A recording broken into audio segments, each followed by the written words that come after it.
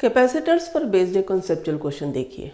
एक सर्किट का पार्ट दिया गया है ए से बी तक। इसमें C1 C2 दो कैपेसिटर्स हैं और एक E वोल्ट का सेल है। ए से बी के बीच का पोटेंशियल डिफरेंस V है, VA ग्रेटर देन VB है। C1 के अक्रॉस पोटेंशियल डिफरेंस बताना है।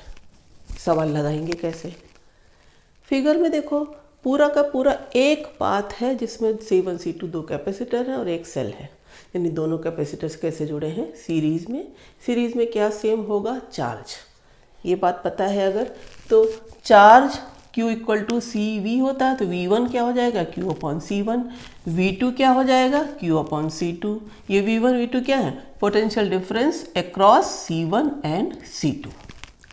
बीच में क्या है? E। अब हम A से B की तरफ अगर चलें तो क्या लिखेंगे? Potential difference between A and B VA minus VB, VA greater than VB दिया है। किसके बराबर हो जाएगा?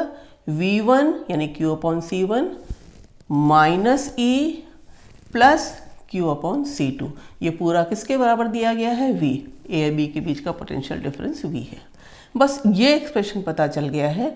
इससे हम क्या निकाल लेंगे? चार्ज कितना होगा। देखो Q कॉमन ले लिया, 1 upon C1 plus 1 upon C2 क्या हो जाएगा? C1 plus C2 upon C1 C2। E उधर ले गए तो इक्वल टू क्या हो गया? V plus E। इससे Q आ गया C1 C2 upon C1 plus C2 into V plus E। अब V1 पूछा क्या है, तो V1 क्या है? Q upon C1। हमारे पास Q पता चल गया है, तो बस इस एक्सप्रेशन में अपॉन C1 कर देंगे तो C1 कैंसिल हो गया। क्या बचा?